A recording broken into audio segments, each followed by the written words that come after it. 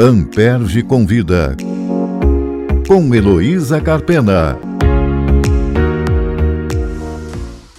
A Lei Brasileira de Inclusão define a pessoa com deficiência como aquela que tem impedimento de longo prazo de natureza física, mental, intelectual ou sensorial que pode obstruir a sua participação plena e efetiva na sociedade em igualdade de condições com as demais pessoas.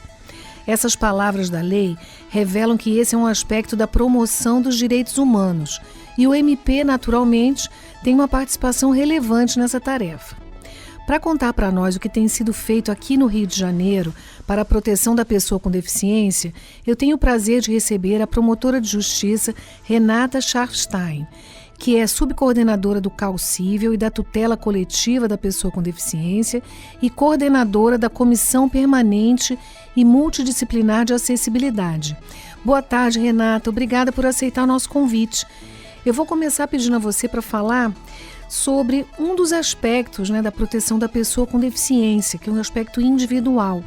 Então vamos começar falando sobre o que o MP faz nessa perspectiva. Tradicionalmente, essa atuação se limitava às ações de interdição, visando a instituição de curatela, mas essa medida hoje tem um caráter excepcional. Atualmente, quais são os casos que são cuidados pelo MP e as medidas mais utilizadas? Boa tarde, Heloísa. Primeiro, eu gostaria de agradecer a oportunidade de estar aqui com vocês. E com relação à primeira pergunta, o Ministério Público tem uma importante atuação, como já dito, na área individual e na área coletiva. Na área individual, a nossa legitimidade ela é fundamentada no artigo 127 da Constituição, que fala sobre a nossa atuação nos interesses individuais indisponíveis, e também na Lei Brasileira de Inclusão, no artigo 79, que fala sobre a legitimidade do Ministério Público. Não são todos os casos que o Ministério Público, na área individual, vai atuar, porque a pessoa precisa estar em situação de risco, que é uma vulnerabilidade qualificada. Então, não é toda pessoa que tenha deficiência, evidentemente, como não podia deixar de ser, que vai ter a tutela do Ministério Público, a atuação do Ministério Público. Mas aquelas que não conseguem por si só pleitear os seus direitos, defender os seus direitos, e aquelas que também não têm familiares que consigam fazer isso. É lógico que às vezes a pessoa tem uma família, mas essa família também tem alguns comprometimentos, dificuldades e não conseguem o acesso à justiça. Então, nesses casos, quando a gente observa que a pessoa está em situação de risco, o Ministério Público deve atuar.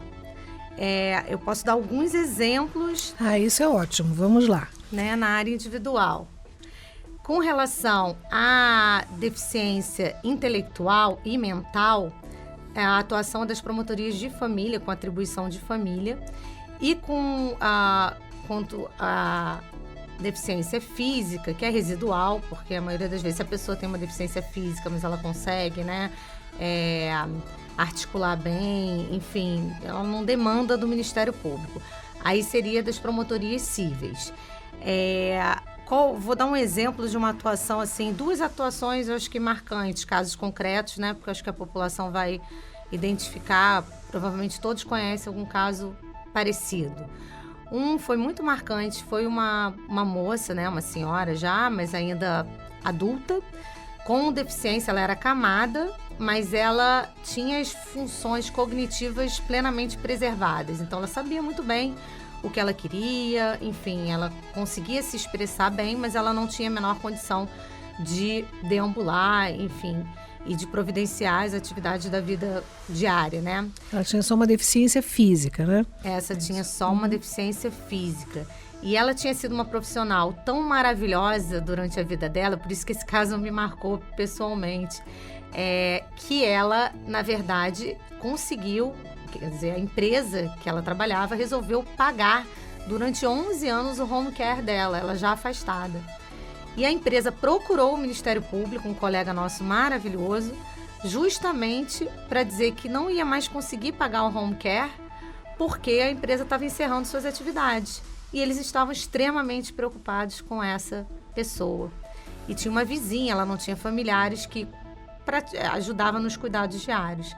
Então foi um desespero, porque a empresa estava parando de pagar um home care, no mês seguinte já não teria, e ela precisaria ir para algum lugar onde ela tivesse os cuidados. E aí já, né, passando um pouquinho para a parte da tutela coletiva, nós temos um problema muito grande de falta de residências inclusivas no estado do Rio de Janeiro, no município também, que são essas moradias, né, até 10 pessoas estão previstas na política do SUAS, né, que é o Sistema de Assistência, até 10 pessoas que tenham deficiências, né, e que sejam cuidadas ali, mas inseridas na sociedade, porque aqueles abrigões de pessoas com deficiência, eles não são mais aceitos pela nossa legislação e nem poderia ser diferente, né? São instituições totais. Eu já ia te perguntar como é que os casos chegam até o Ministério Público. Você já contou esse, né? Que veio através da própria empresa. Mas quais são as medidas, assim, nesses casos em que a pessoa está numa situação de vulnerabilidade e é portadora de uma deficiência, tem uma necessidade especial? Que tipo de medida o Ministério Público pode adotar para a proteção dos seus direitos? Então, a gente tem uma série de medidas, né, que são cabíveis. A curatela, na verdade, hoje em dia, após a convenção da pessoa com deficiência, que eu posso falar depois, foi uma mudança de paradigma, ela é excepcional, deve ser provisória, deve ser sempre revista. E a curatela ela é uma medida muito, digamos assim, muito dura, porque muito restritiva, ela né, gera a morte civil da pessoa. Então, hoje, após a Convenção e a Lei Brasileira de Inclusão, ela é excepcional. Então, a curatela é uma medida possível, e aí o levantamento da curatela também, quando não é cabível, a substituição do curador. Muitas vezes a pessoa tem a curatela, principalmente esses que chegam no Ministério Público em situação de abandono. A gente verifica depois que existe um curador, que é um familiar que recebe o benefício da pessoa e não repassa para a pessoa. Então, são situações que são necessárias, é necessária a prestação de contas, enfim, e a substituição desse curador. Além disso, tem ações, né, contra o próprio município, o estado, enfim, nesse caso, por exemplo, contra o município, para providenciar vaga em residência inclusiva, que seria o local adequado para essa pessoa. Temos ações de alimentos, às vezes, contra algum familiar que pudesse estar contribuindo. Registro tardio, muitas pessoas não têm o registro, e a questão da documentação civil é essencial, né, como garantia de direitos. Então, tem uma série de medidas, principalmente a articulação com a rede de saúde mental e de assistência, para que no território essa pessoa seja cuidada. Porque, na verdade, a gente acaba estando muito longe da pessoa. Então, a rede é que está próxima. E com ela que a gente precisa estar em constante diálogo para poder adotar as melhores medidas. E, em caso de pessoas com questões de saúde mental, eventualmente uma internação involuntária, né? Hoje a gente já tem uma posição muito firme contrária à internação compulsória. Sim, desinstitucionalização. Exato. Vamos fazer um programa aqui sobre isso, importante. Você, então, falando sobre o aspecto individual, você mencionou, né, essa relevância disso, esse caso que chegou através da própria empresa, né, que tomou conhecimento, mas esses casos podem chegar de várias maneiras, né, via ouvidoria. Qualquer pessoa pode encaminhar ao Ministério Público alguém que esteja nessa situação, é isso? Exatamente, ouvidoria.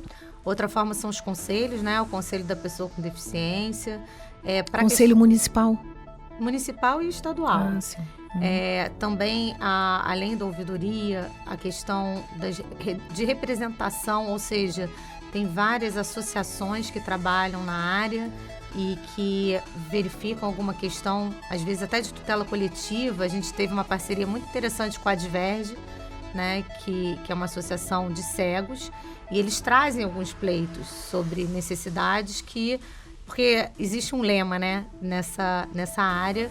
E a convenção ela surgiu desse lema, que é Nothing about us without us. Então, nada sobre nós sem nós.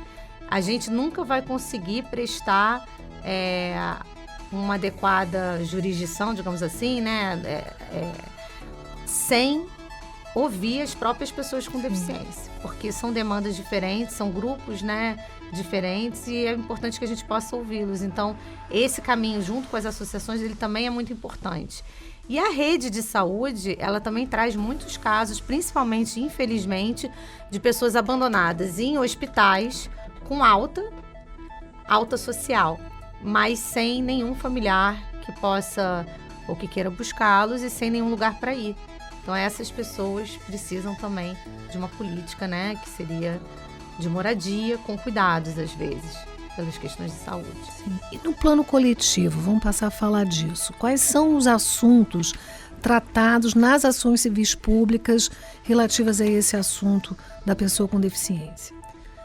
Então, Heloísa, no plano coletivo são muitos assuntos. Eu vou pincelar alguns aqui só para ficar ilustrativo, né?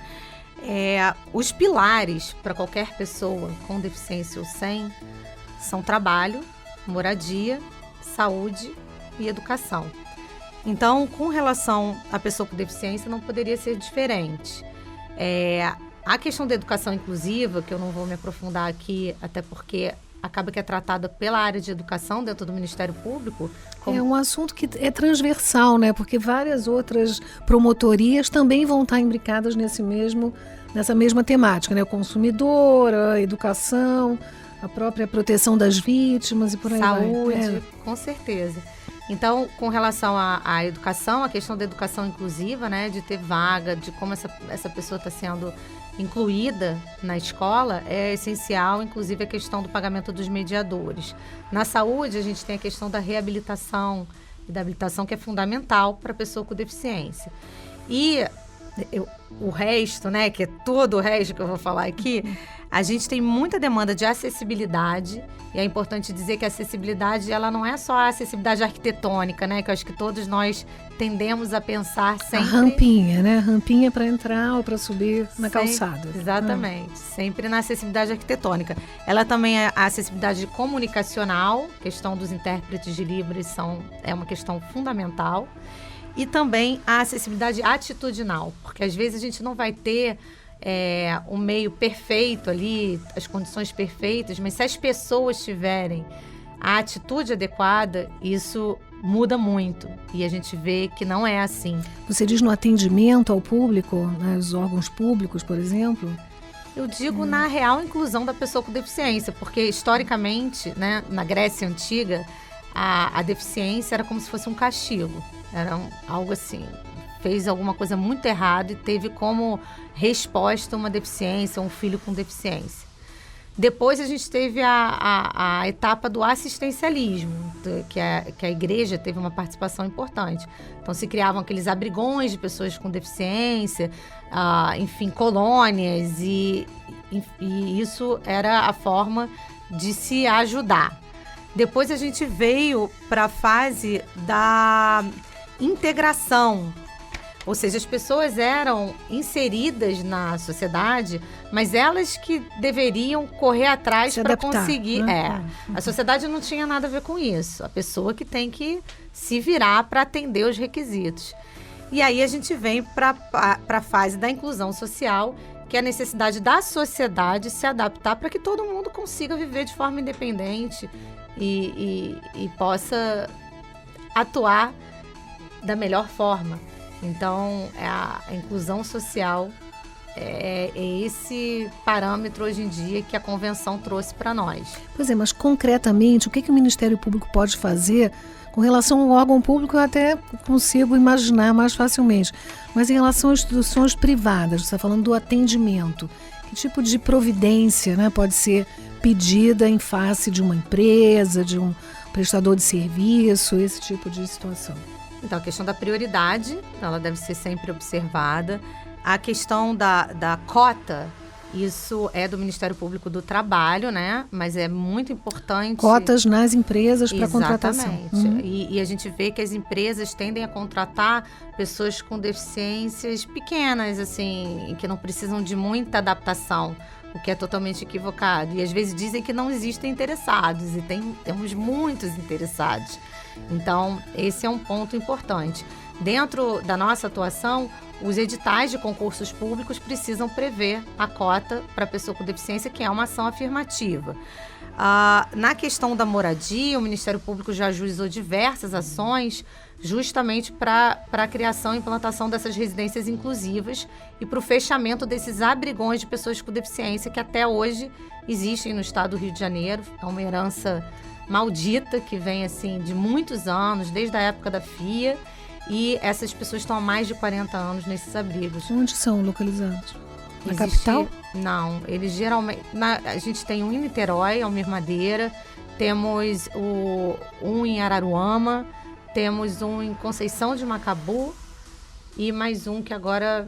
Barra do Piraí. E o Ministério Público fiscaliza esses estabelecimentos? Fiscaliza, já existe ação determinando o fechamento deles, da porta de entrada e a implantação das residências inclusivas. E aí a notícia é boa. O Ministério Público do Rio de Janeiro foi pioneiro, criando uma força-tarefa de desinche, tanto para o fechamento dos manicômios, né, isso dentro da saúde mental, e a gente incluiu a faceta da assistência, então também o fechamento desses abrigões. E já existe um plano de reordenamento do serviço assinado com o Estado do Rio de Janeiro para que crie residências inclusivas para esses abrigos que ainda existem. Além disso, o Ministério Público também fez um GTT, existe um GTT que é um grupo de trabalho para a questão das clínicas psiquiátricas privadas também, que era algo que pouco se falava, pouco se fala. Então hoje a gente está com esse grupo de trabalho também com essa pauta. Não só as instituições públicas, mas também as privadas estão submetidas aí aos comandos da lei, né? E eu sei que há um precedente importante, né, na jurisprudência com relação à tutela coletiva, que cita uma diretriz técnica do GAT. Conta um pouco para a gente essa história. Sim, a gente na verdade teve uma ação contra uma rede de supermercados, e aí já vai de uma maturidade na atuação na questão da acessibilidade, que não dá para exigir de todos, né, sem pensar numa forma estratégica de atuação estrutural. Então, foi ajuizada essa ação contra a rede inteira de supermercados, que era uma rede que dizia que, por exemplo, não ia movimentar aquelas barras de ferro para que as pessoas cadeirantes pudessem entrar dentro do supermercado, porque eles tinham medo de furto de carrinho. E realmente não queriam ajustar a conduta. Então foi ajuizada uma ação explicando o que seria os requisitos mais essenciais da acessibilidade para um hipermercado, para um supermercado e até para um mercadinho. São exigências um pouco diferentes que a gente precisa ajustar as possibilidades. E aí essa jurisprudência foi favorável, eles tiveram que realmente adequar todos os seus espaços, citando já essa diretriz do GAT. O GAT é o nosso grupo de trabalho técnico especializado, eu esqueci de falar, né? A gente fala nas siglas e às vezes esquece. E aí tá até na moda, né? Também teve um TAC Rock in Rio, que eu acho importante falar, que já foi firmado há muito tempo atrás e que exigiu realmente do Rock in Rio uma organização pensando na questão da acessibilidade, inclusive comunicacional, dos carrinhos, de como circularem, chegarem lá, dos banheiros. E hoje a gente já colhe frutos disso, porque toda edição do Rock in Rio, eles realmente fazem um trabalho muito cuidadoso e preocupado com essa questão de acessibilidade. Isso também foi fruto do trabalho da tutela coletiva. Além disso, tem uma série de ações, né, envolvendo prédios públicos, vias públicas, rotas acessíveis. Poderia contar uma recomendação, porque é extrajudicial. Teve uma época que esses aplicativos de transporte estavam negando cão-guia. Não aceitavam o cão-guia no carro. E aí foi expedida uma recomendação e eles voltaram atrás. E tem o nosso TAC da Supervia, que é Pois é, eu quero falar sobre isso. Você está falando dessa importante faceta, né, da atuação, que é a atuação extrajudicial, quando o promotor não chega a propor uma ação, mas ele procura, né, o ofensor, aquele que está descumprindo a lei, para conjuntamente elaborar uma solução extrajudicial, que não precisa ser levada ao judiciário. Conta para nós o caso da Supervia. O caso da Supervia, todos, né, acompanhamos aí os jornais. Assim, a Supervia ela tinha uma postura, e ainda, né, permanece, mas tinha uma postura de muitas questões de falta de acessibilidade e de falta de capacitação para lidar com a pessoa com deficiência. Então, a gente já viu, né, situações de pessoas sendo carregadas nas escadas, pessoas que se acidentavam. Enfim, em determinado momento, teve uma explosão de ações individuais de indenização, né, de danos morais e de obrigação de fazer, mas na esfera individual, contra a Supervia. Faltou dizer que a Supervia, para quem não é do Rio de Janeiro, né, é a principal empresa de transporte ferroviário da cidade. Eu acho que é a principal empresa de transporte em geral, né, porque é que transporta maior número de passageiros. São 104 estações, Heloísa. Então, o que aconteceu? Já havia, né, procedimento com relação à tutela coletiva, mas esse boom de ações individuais fez com que o judiciário ficasse abarrotado e impulsionou também a ação coletiva que foi ajuizada. Algumas já tinham até sentenças em alguns municípios, mas teve uma da capital que foi realmente assim muito forte nos pedidos, digamos assim, porque envolvia muitas estações.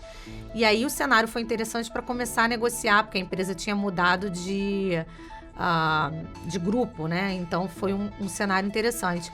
E a gente começou uma negociação que foi muito legal, porque foi um case nacional de acessibilidade estrutural, né? De um TAC estrutural. Não adiantava dizer como ia ser de cara, porque não se sabia quais os problemas de acessibilidade de cada uma das estações. Então foi firmado um primeiro TAC, um primeiro termo de ajustamento de condutas. Para o diagnóstico, a empresa contratou empresa de arquitetura e engenharia e fez o diagnóstico das 104 estações. E aí, sabendo quais eram as mais complexas, quais não eram, e o GAT acompanhando tudo, que é o nosso grupo de apoio técnico, né, que tem arquitetos, enfim. E aí a gente conseguiu passar para um segundo TAC que foi firmado no meio da pandemia. Então, a gente já nem acreditava que isso ia acontecer e a empresa estava entrando em recuperação.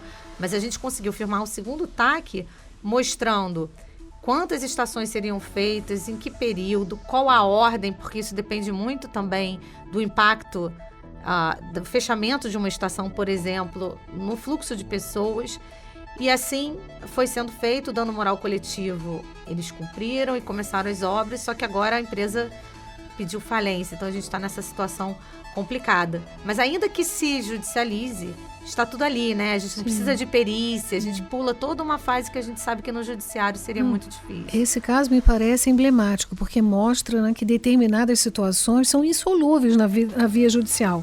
Né? Se a gente consegue, com dificuldade, resolver extrajudicialmente, se ajuiza uma ação civil pública, não termina nunca mais, né?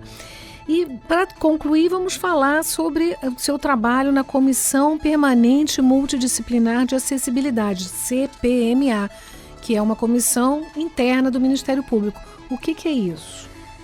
Então, a CPMA ela foi criada até antes da resolução do CNMP, do Conselho Nacional do Ministério Público, e ela tem justamente como iniciativa, né, como princípio, apoiar as questões de acessibilidade e de inclusão dentro do Ministério Público.